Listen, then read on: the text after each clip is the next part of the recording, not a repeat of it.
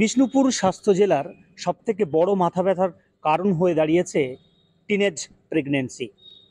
এবং বিষ্ণুপুর স্বাস্থ্য জেলার তরফ থেকে যেটা জানা গেছে যে এই স্বাস্থ্য জেলাতে প্রায় 23% টিনেজ প্রেগন্যান্সির পরিসংখ্যান রয়েছে।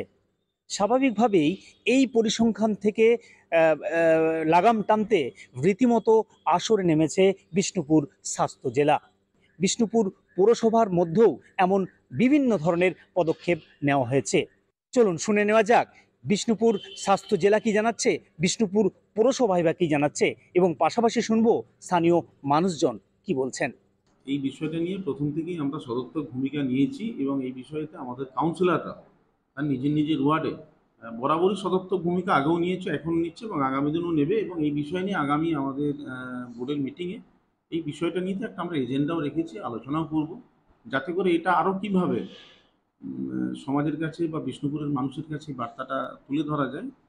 তার জন্য বিষ্ণুপুর পৌরসভা কিন্তু আপ্রাণ চেষ্টা করছে এবং টোটাল এফোর্ট আমাদের আছে। আমরা যখনই যে স্কোপই পাচ্ছি আমরা কিন্তু এই টিনেজ প্রেগনেন্সি যাতে আমাদের জেলাতে কমাতে পারি তার জন্য আমরা অ্যাক্টিভলি প্রোগ্রাম রাখছি। টিনেজ প্রেগনেন্সির যেটা মেইন সমস্যা হচ্ছে মায়ের সমস্যা, আর বাচ্চার সমস্যা তো রয়েছে, মায়ের ইভেন লাইফ রিস্ক হতে পারে আর কি। যার জন্যে এইটা একটা সামাজিকভাবে সবাইকেই এটা দেখতে হবে যাতে বিয়েটা না হয় আর কি। দেখুন, আমার মনে হয় মানুষ সচেতন হচ্ছে, কিন্তু আরো বেশি হওয়া দরকার। পৌরসভা এবং প্রশাসন যথেষ্টভাবে চেষ্টা চালাচ্ছে। পৌরসভা থেকে অনেক রকম ভাবে প্রচেষ্টা চালানো হয়, বোঝানোর চেষ্টা করা হয়, ঘরে ঘরে গিয়ে আমরা মাস মিটিং করে বোঝানোর চেষ্টা করি। আশা করছি, অনেকটাই চেষ্টা করছি আমরা যে এটা আটকে যাবে।